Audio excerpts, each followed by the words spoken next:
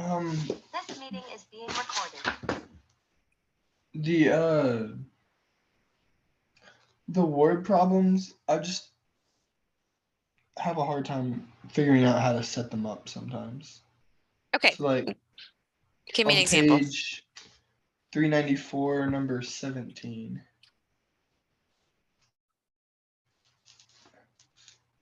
Okay, so let me read it. The length of the shadow of a tree at any moment varies directly with the height. So in other words, when one goes up, the other will go up with it. So if the length, anyway, at a certain moment, a tree 20 feet tall casts a shadow 14 feet long. So on these, they're just asking you to write a formula and a proportion. We have length and we have height.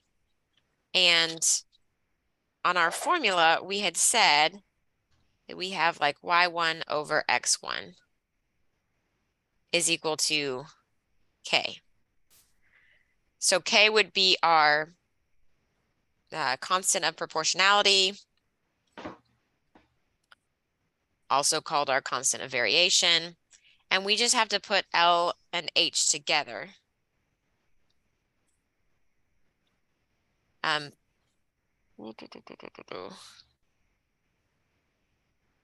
When we read before, we would say that y varies directly as x. So when you read this and it says L varies directly with H, then L is like our Y and H is like our X. Because before when we read it, we said Y varies directly with X. So if we read this one, L varies directly with H, then L is like our Y and H is like our X. So the first one listed goes on top and the second one listed goes on the bottom. So we just say L over H. And then because they give us one, at a certain moment, a tree 20 feet tall casts a shadow 14 feet long. So the shadow is the length.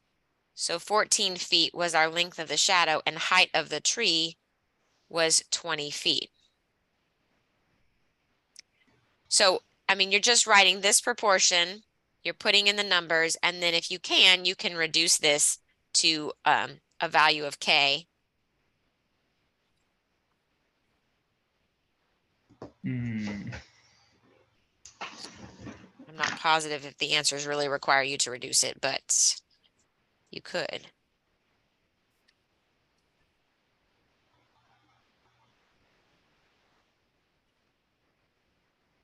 So this is your proportion.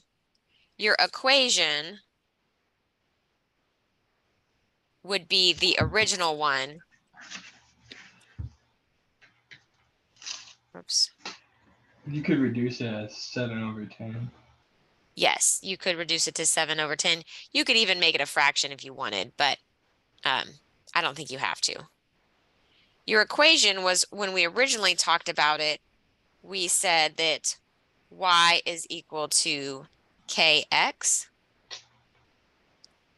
So then if you find this as your k, then your equation, using L and H instead of y and x, you could say that the length of the shadow is equal to 7/10 times the height of the tree. So I think that's what equation they're looking for. And you got that from putting it into a proportion and solving for what k is. Okay. Makes sense. Yeah.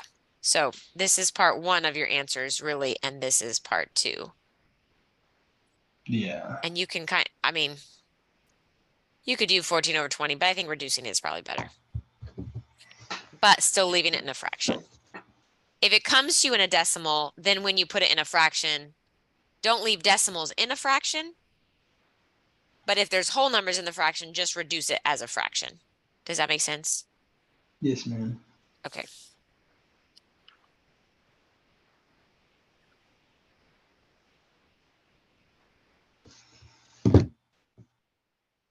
So that's all the ones up to 22. The other problems you're solving, so you're using this, write an equation, find the constant of proportionality, and then you're putting in numbers and solving for the answer. Okay. Do you have another one? Do you want me to go over, or is that good? I got it. Thank you. Okay.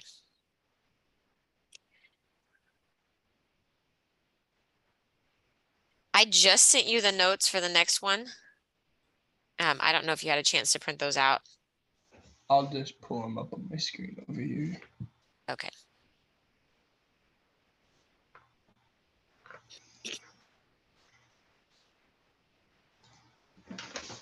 Mm-hmm. 8.10. Yes. Okay. Okay. So we were talking about direct variation, and now we're going to talk about inverse variation. In this chart, we have the time it takes for a car to travel 100 miles depending on its rate of speed. So if you have to go 100 miles and you drive slowly, does it take you a long time or a short time? Long time. And then if you drive really fast, does it take you longer or shorter? It's faster. Right. So in other words, like on the rate, if the rate goes up, the time goes down. But if the rate goes down, then the time goes up. Makes So sense. with direct variation, it was one goes up, the other goes up. So they move together. And on this one, inverse, it's back and forth. One goes up while the other goes down. Using the rate times time equals distance, Mm-hmm. our equation is just the rate times the time equals 100 miles. So 20 miles an hour, it's going to take you 5 hours to get there. But at 60 miles an hour, it only takes you 1.7 hours to get there. Or if you're driving 70 miles an hour, it would be shorter than that. Some of us that drive 80 on the highway be even shorter. So when we increase speed, we decrease the time. But if we decrease the speed, we'll increase the time. Again, these variables are going in opposite directions, so this is inverse variation. Based on this chart, we would say that the time varies inversely as the rate. So the time kind of being the y and the rate being the x. Okay. An inverse variation is a function defined by an equation of this form. X times y equals k, where k is the non-zero constant. Wait, what? So in other words, like this was our time and our rate equals k.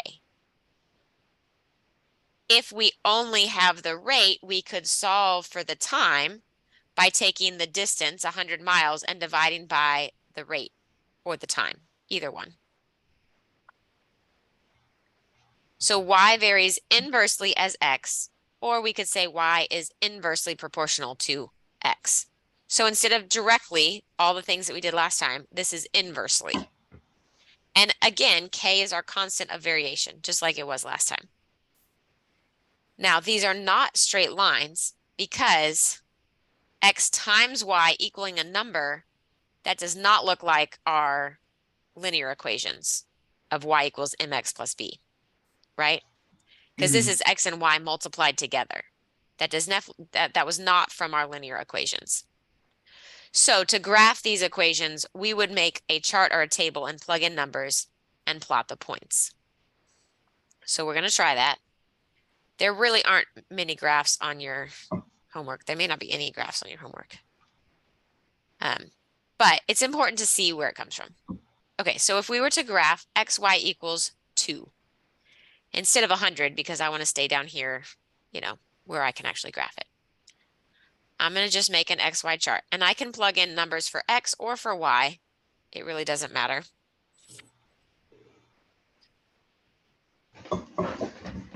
Okay. So I might choose, for X, I'm going to do 4, 2, 1, and then -1, -2, -4.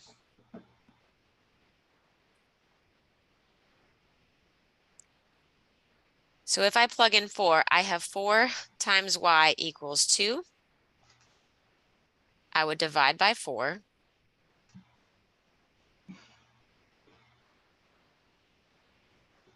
And that would leave me y equals 2/4. Or 1/2. Or 1/2. Good. If I plug in 2, I have 2y equals 2. What is y equal to? 1. Yes. If I plug in 1, I have 1 times y equals 2. What is y equal to? 2. Yes. Now if I plug in -1, y equals 2. What does y have to equal? It has to equal negative. So it's going to be -2. Right. If I plug in -2 times y equals 2. It's going to be a +1. A -1, because I'm going to Wow. divide by the negative. So as you can see, they're matching numbers, but they are opposite, or they match signs, I guess. So the last one, -4 times y equals 2. You have 2 or -4. Right. So we could reduce it to 1/2 and it's negative. Mm-hmm. All right. This is a graph you haven't seen yet. So let's see if we can figure out what the points are. If x is 4, y is 1/2, which means we don't go up very high at all. So yeah, it'll be like, yeah, right there. If x is 2, y is 1. So that's actually on a spot. If x is 1, y is 2. X is 1, y is 2. I should have Then done 1/2. Anyway, I'll go back in a second. Okay, and then on the negative side, if x is -1, y is -2. If x is -2, y is -1. And if x is -4, y is -half. -1/2. I'm going to do one more. I'm going to put in 1/2 for x. So 1/2 times y equals 2. To get rid of this, I'm going to multiply by 2. So y is equal to 4. So if x is only 1/2, y goes up to 4. I would assume if I put a -1/2, I'm going to get a -4. So -1/2, -4. So now we see we have this curve, and I'm going to tell you that it won't ever cross any of the axes. So it's just going to get closer and closer to the axis, but it's never actually going to cross it. Because we can't put 0 in for x, can we? If we have 0 for x, we would be dividing by a 0 to try to find what y is, and that we can't do that. You could also think, how am I ever going to multiply by 0 and get 2 as an answer? If I multiply by 0, I should get 0 as an answer. So I can't multiply by 0, meaning this graph will never be x equals 0.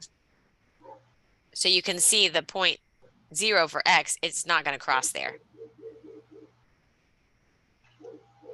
So the same thing on this side, I just draw a curve and it doesn't ever touch or cross the axis. So this graph is called a hyperbola.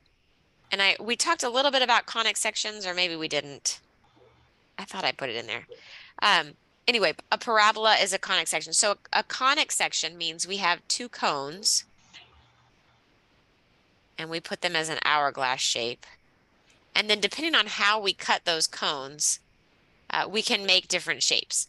So if I cut a cone straight across, what is the cross section going to look like? So like you have like an ice cream cone. If you cut the bottom off, what shape do you get?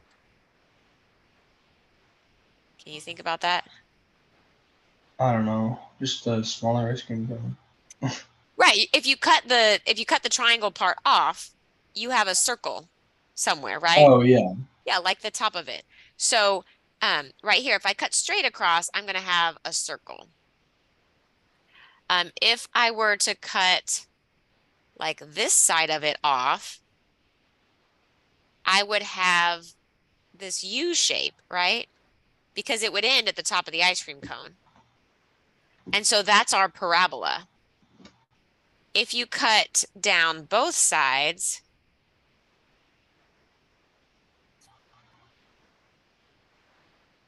that's where we're getting this hyperbola. This side would be a little bit of a U shape, and this side would be a U shape. And so we have two U's across from each other, which is what the hyperbola is.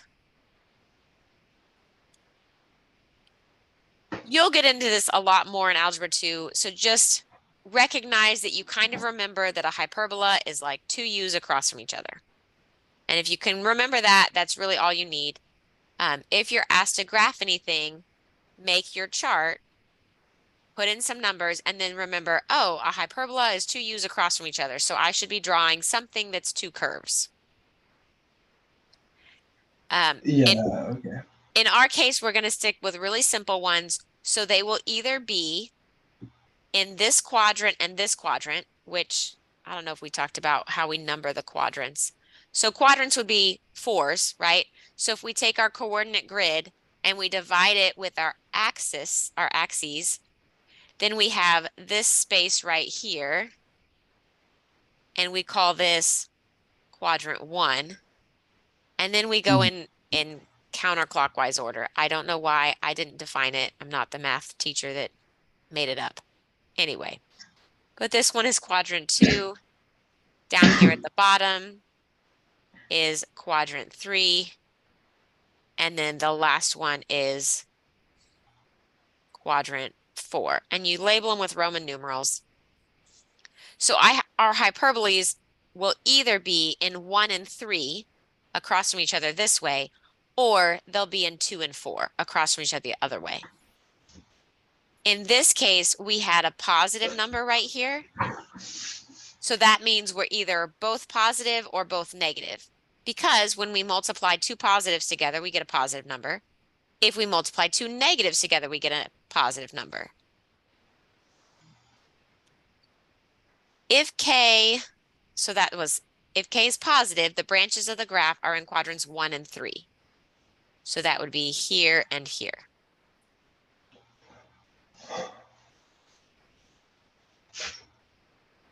If k is negative, then one, either x or y, has to be negative, but they can't both be negative. So if x is negative and y is positive, it would be in this quadrant.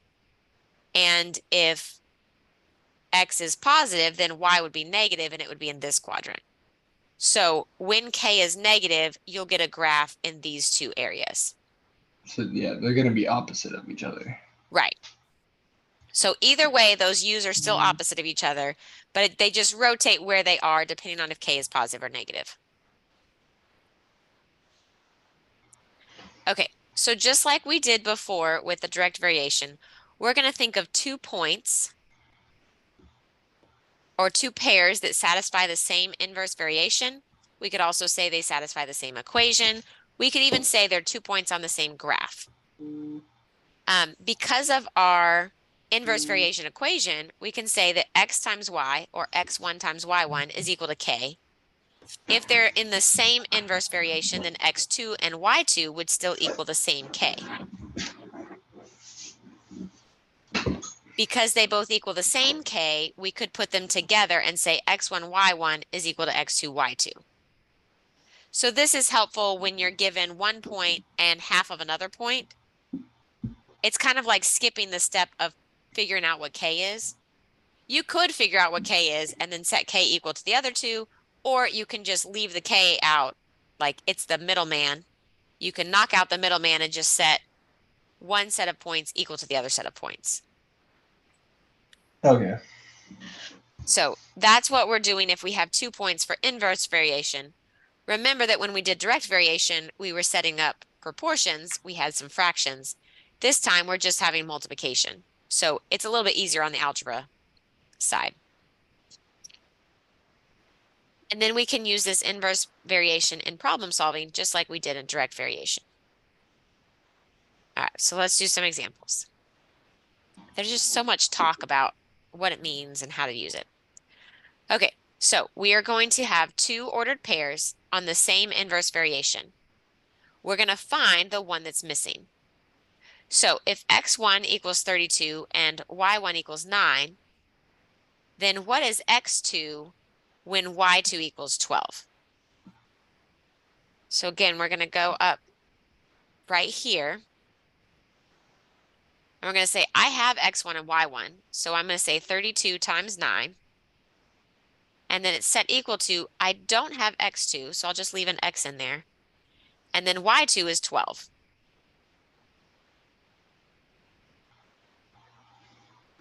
Once I set that up, I only have one variable to solve for. Yeah. So then what? You'll divide by 12?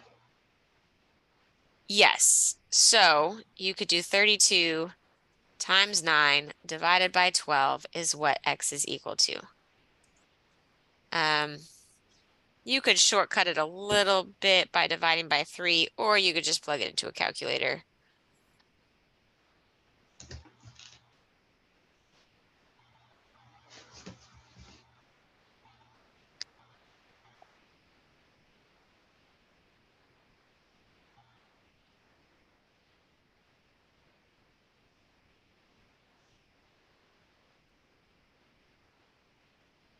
So if I divide, here, I'll work it out on paper, though I did do it with the calculator too. If I divide both the top and the bottom by 3, and then 32 is divisible by 4, and you're left with 8.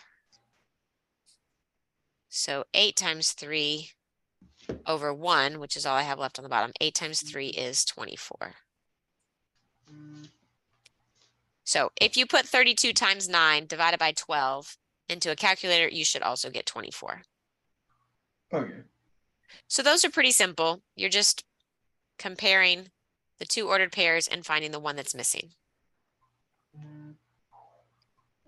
All right, example 3. The number of plants used to fill a row of given length in a garden, oh, I typed it wrong,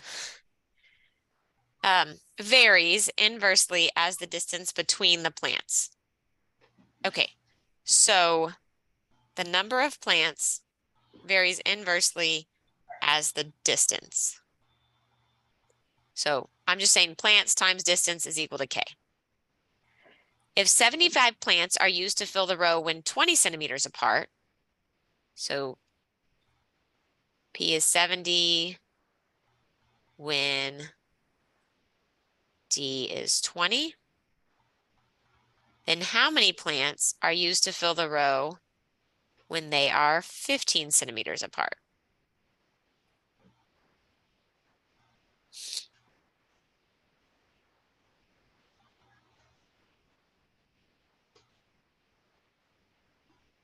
So we're kind of looking at, we could call this P1 and D1 and P2 and D2. And then it's really just like our thing above. We can cut K out of the middle and say P1 D1 is equal to P2 D2. And then I just plug in what I'm given. 75 times 20 is equal to, I don't know the P2, but D2 is 15.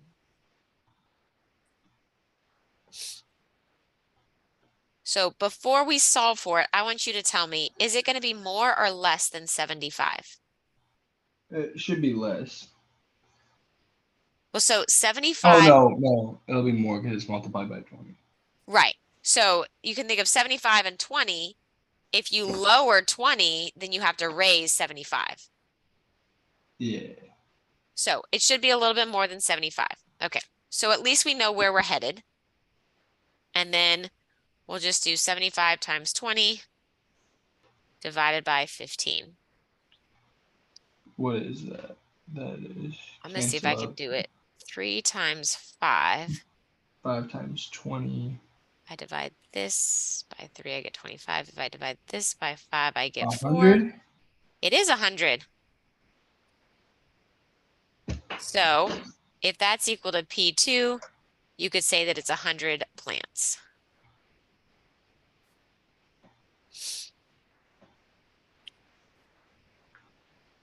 Okay. Okay. Last example, a lot of this inverse variation can work on like a seesaw or a lever, a fulcrum that you're trying to, like if you're using a lever to try to lift something up. So they do have a picture in the examples. I'm going to draw it for you. So if you have something like a seesaw, and this is a physics thing, which as a physics teacher, there's a whole lesson on it. So this is called the fulcrum, the balance point. Mm-hmm. And the distance away, you might have a weight hanging down right here and a weight on this side. And we would, well, I'll say mass instead of weight, the mass of one times the mass of the other. So the mass of this one times the distance has to equal the mass times this one times the distance. So you see that in a seesaw, if you remember being a kid and being on a seesaw ever, if you were with somebody heavier, the heavier person sat a little closer in and the lighter person sat a little further back so that you could make the seesaw balance better. Mm-hmm. Because if you extend your distance, then you don't have to have as much mass. Remember, they relate inversely. Okay, so in this one, we have a pry bar under a 350 kilogram boulder. We got this really big rock and we have a bar under it. And we can't put the fulcrum very close, very much in the middle because this is a really big rock, right? So we have this fulcrum way down here. It's only 15 centimeters from the edge of the bar. And there's, on this side, there's 175 centimeters before the end of the bar. How much mass do we need here to balance this 350 kilogram boulder? So you have a lot more distance, so it should be less, but how much more or how much less does it need to be? So can you tell me what numbers I should multiply together on one side of the equation and what numbers on the other? How do we do that? Like an X and Y chart almost? No. Well, look at this one. The mass times the distance on one side should equal the mass times the distance on the other side. So what's our mass here? 350. 350. And what's our distance? 15 centimeters. Yes. Oh, and now we don't know the mass on the other side, but we do know the distance, and then we can solve for it because there's Right. only one variable. Right. So then you have 350 times 15 divided by 175.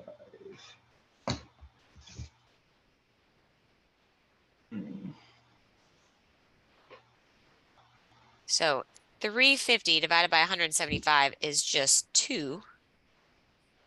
So then I have 2 times 15. Which is 30. Yeah, so 30 kilograms. if I do my math right, is less than we probably weigh. So if you sat on the other end of that pry bar, you could lift up the 350 kilogram boulder. Mhm. You wouldn't lift it very high because you'd only be able to get 15 centimeters, but you could lift it up. Enough for somebody to put something else under it. Okay, so hopefully these, honestly, they feel easier to work out for me sometimes, though it was a little harder to think about in the beginning. Okay? I got it. All right, and I did not write down homework, did I? I didn't.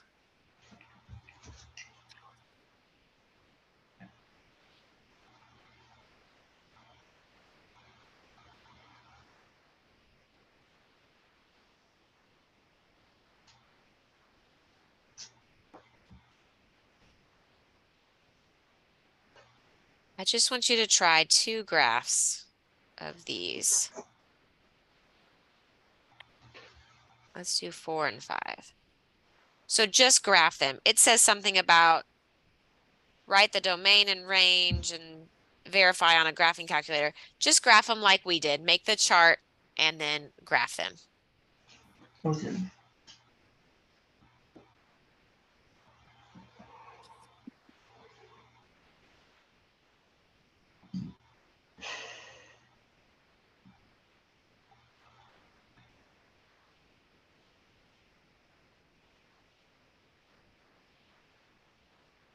I'm just listing some of them. Let's see, 1, 4, 7, 9, and 6, 7, 8. Okay, so 11 problems total. Do the 2 graphs, and then 13 is like the first one we did, where it's just giving you 2 points, and then 17, 19, 1 through 11 are some word problems. Okay. Thank you very much. I will see you Tuesday.